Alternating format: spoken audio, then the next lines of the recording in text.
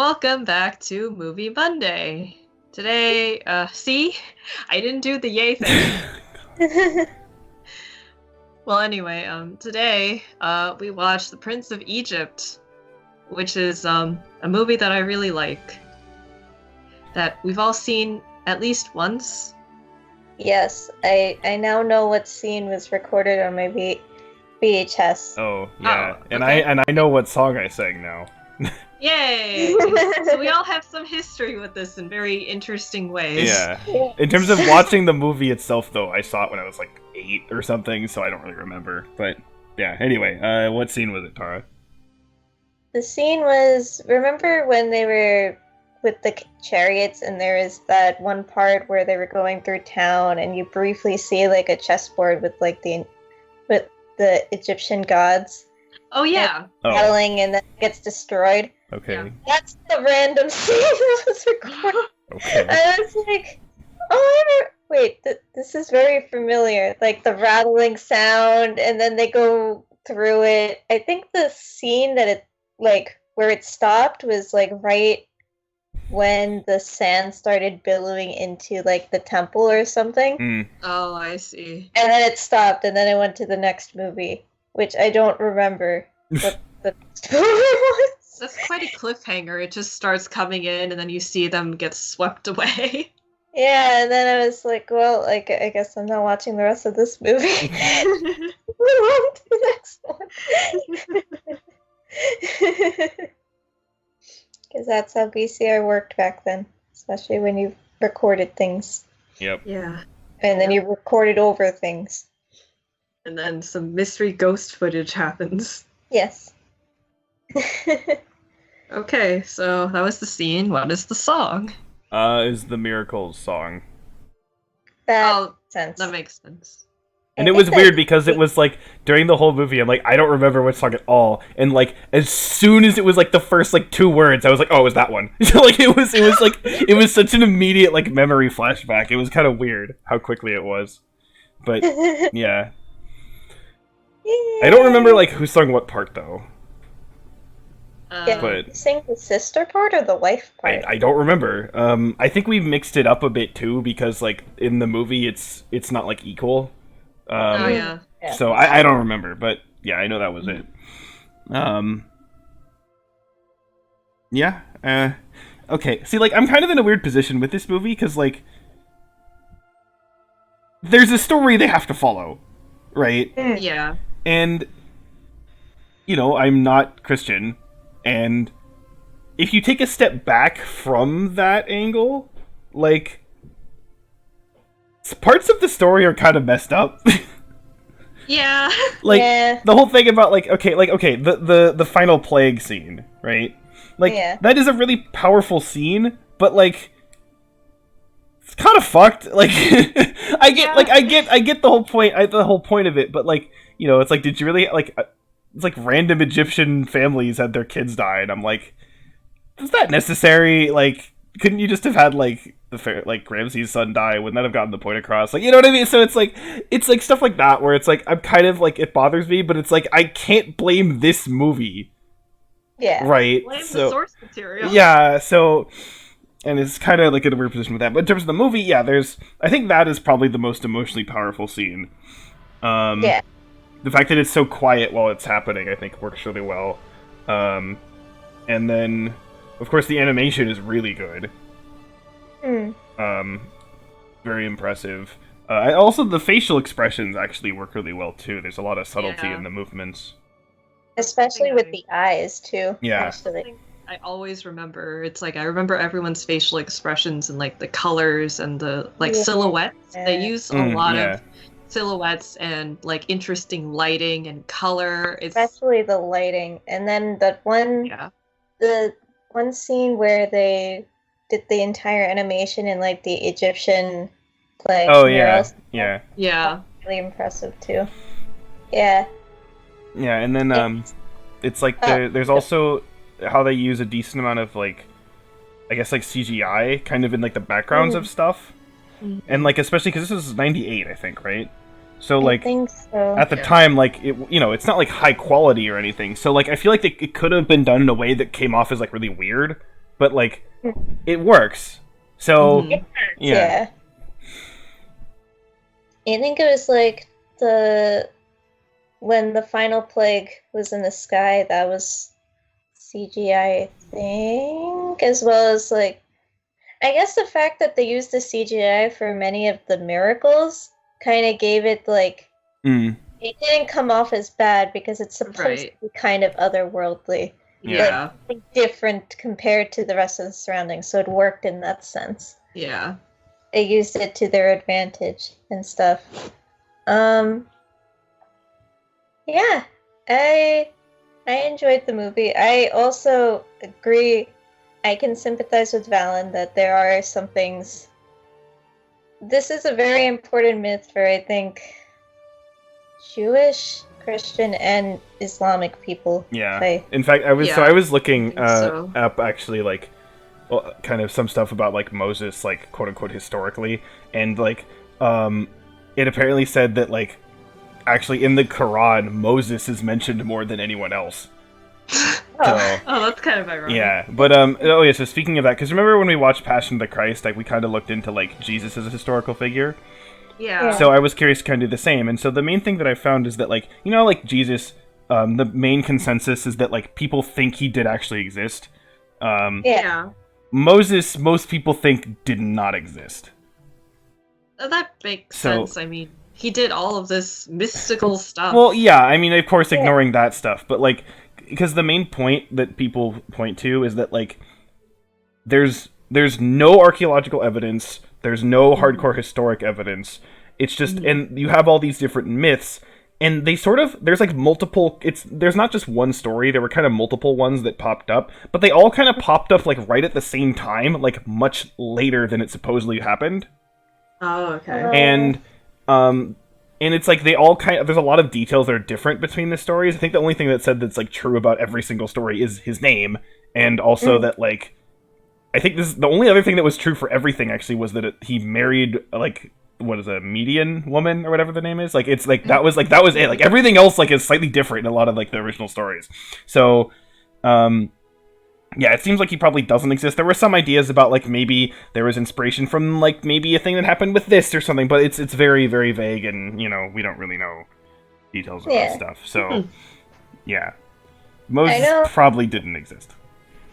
I know also like there are some other historical things that point to it probably not ever occurring in history. There wasn't a huge Jewish population that did reside in Egypt, and then we know, and I can't blame the movie for this because I think this was more of a recent discovery, but a lot of the people that actually created the pyramids and stuff like that it was not built on the backs of slaves. There were a lot of like they were artisans, I think. Yeah, from, mostly like, paid way back. Yeah, they're mostly paid laborers.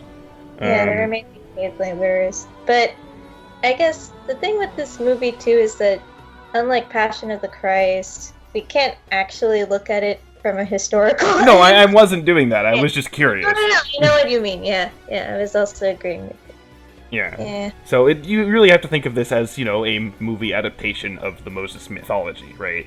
Yeah, so, basically. Yeah. They kind of disclaimed that in the beginning, and I totally did not remember ever doing that. But I actually really appreciate the fact that they did that. Yeah, because like when I first watched this as a young child, I just thought this was a made-up story. Like I didn't think that it was like written down. I thought that DreamWorks just made this story up, and I was like, oh, this is a cool story. It's kind of dark, but yeah, I think it's kind of cool. I was a weird kid. I'm like 99% sure I knew that Moses was like a Christian story or whatever. I did too. I had no idea. I think it's because I grew up in Asia. Yeah, that makes sense. So at the time, like I didn't really know much about like Christianity or like the Abrahamic religions until I moved here. I mean, and that's then I was completely like, understandable. Yeah. But like, because the thing is, okay, so I know there's that old like 10 Commandments movie from like the 60s or 70s or something. Oh yeah. So I saw that also when I was like 10ish. So I definitely definitely when I saw that, I definitely knew that like this is like, you know, a Christian story. Well, I guess Jewish story. But I'm pretty sure I felt the same when I saw this. So, but again, since I'm not religious, my family's not religious, I saw it as like, yeah, it's like, you know, it's a mythology story, right? I didn't take it as like, you know, this is what like the religious say happened, you know. It's like, oh, you know. So yeah, but yeah, so as an adaptation of actually one thing that's kind of weird, so I kept thinking of what I know about the Ten Commandments movie, and that movie is like really long. And like 3.5 hours. Yeah, long. and that actually goes to like, you know, the Ten Commandments, right? So I thought that was in this movie. So after the whole thing with the Red Sea, I was like, that felt kind of like a climax, but like they have to still go get the commandments. So I'm like, what is this? Like, this is kind of a weird way to end the movie. But like to have them like, here was this climactic moment, and then let's just gonna fuck around the desert for a while and then find the commandments and all that's it. I'm like, that's like a really weird way to end this. And then they just ended it there, and I was like, oh, okay, that makes sense. So it was, because I was like, how are they gonna make this sort of dramatic final scene of him just like getting the commandments? Like, ooh, but like, oh, this because they don't do that. Okay, they ended it at a high point. Yeah, so it's not like, here's commandment number 1. It is kind of interesting though. It is kind of interesting though because it is not like, it's not the end of the story, right? No. So they definitely like made the decision. Small, like section of it. They definitely made the decision to end it like where, you know, it fits like a narrative structure, right? Yeah. So it's kind of interesting. It also, they chose to end it at a place because I think they focused on the relationship between Moses and his brother too. Yeah. Yeah. That was kind of the climactic end of like, it's after when he goes to get the 10 Commandments, the brother never shows up again, I think. I don't know. I don't remember. But unless he swam across the sea. I don't know how the timeline. Yeah, well, see, also, I got confused because I remembered that there's the whole burning bush thing, but I thought that scene was like when he goes to get the commandments.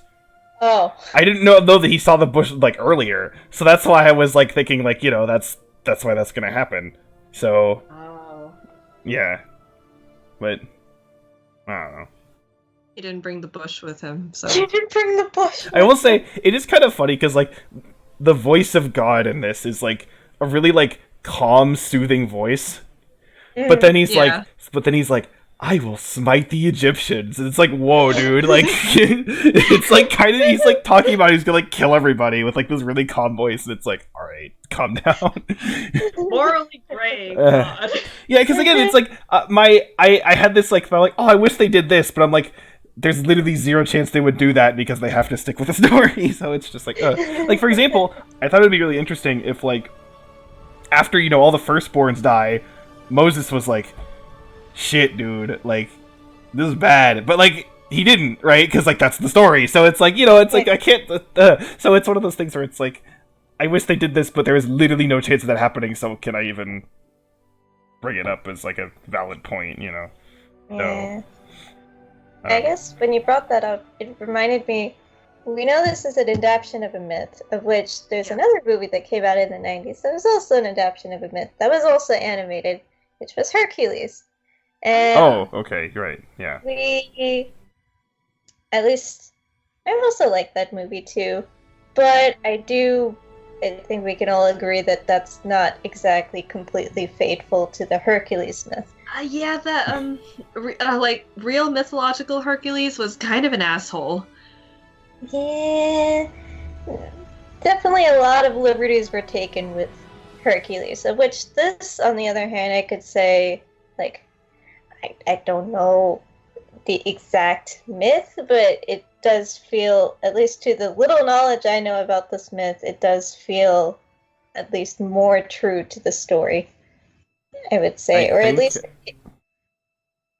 like, I think you guys understand what I'm saying. Yeah, no, I'm not 100% sure. Like, I know the general story, of course, but I don't know all the details, so I'm not sure.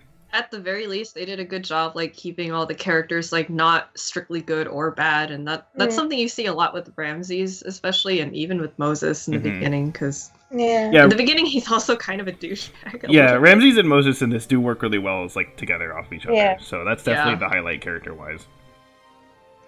Yeah, definitely. Because with Hercules, you can kind of tell when you're watching. Like when you're a kid, you're like, yeah, this is the Hercules myth. But when you're older, you're like, yeah, this is not a complete accurate representation of how any of these characters work. Yeah. Especially like Zeus. Yeah, Zeus is a giant asshole.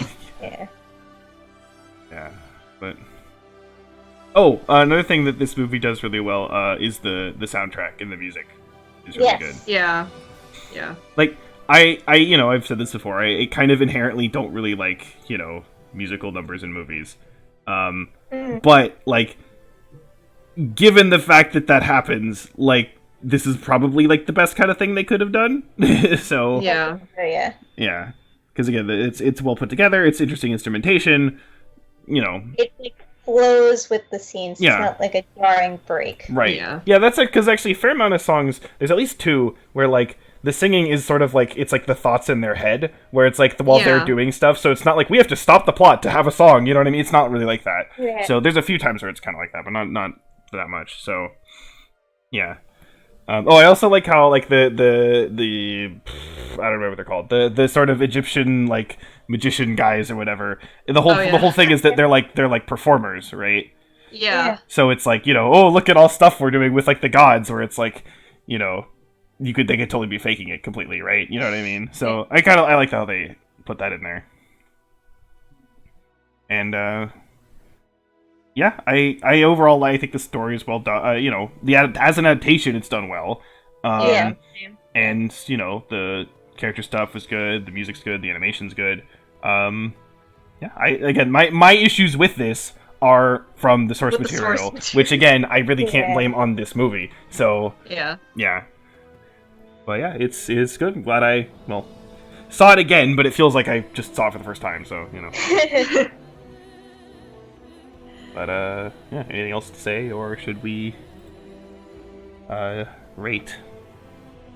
Definitely recommend if you haven't seen this film yet, or you also saw it similarly like us when you were very young. Yes. Yeah. Worth a rewatch. If you like pretty stuff, watch the movie. It's really pretty. Yeah. Okay. Who wants to go first with ratings? I guess I'll get this out of the way. I still really, really like this movie. I'm gonna go with 10.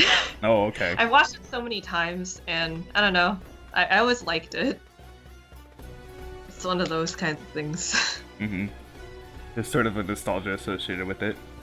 Yeah, there is kind of the nostalgia, and yeah. I mean, I feel like as I got older and understood how people work better, I think I appreciated it more, like the dynamic between Moses and Ramesses. And I mean, I guess I can kind of understand Ramesses a little bit better now too, with his complexities. Like sometimes people just make the wrong choices, and Yeah, I do like the whole thing about how he's all obsessed about not being weak and letting people letting the I guess empire down. And then by obsessing over that, he does that. He let it down. Yeah, Yes. so I like that kind of meaning of that. Oh, actually, also something that's kind of interesting is the whole what do you call it? The whole stepbrother thing, where the stepbrother wants to live up to thinks I'm the best, I'm the one who really should be king or whatever. Even though you're the one who's gonna be king, you don't deserve it, whatever. That's such a common plot line. But here it's actually reversed.